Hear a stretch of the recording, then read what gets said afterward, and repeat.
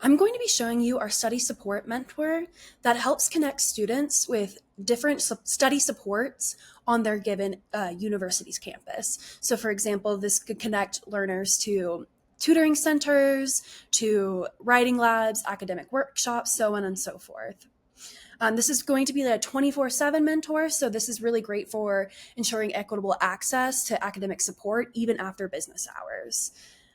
So we can see a couple of example questions here. Where can I find tutoring for calculus tonight? Is there a writing center open on the weekends? And then we'll use this question here to show you how this mentor works. So I'm going to say, I am a student at Buffalo State University.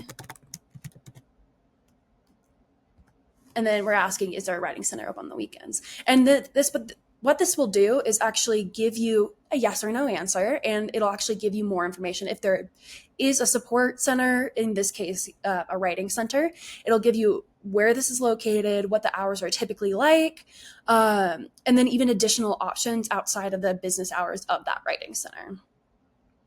And it can even show you how to book or a meeting or a writing session if you want those steps.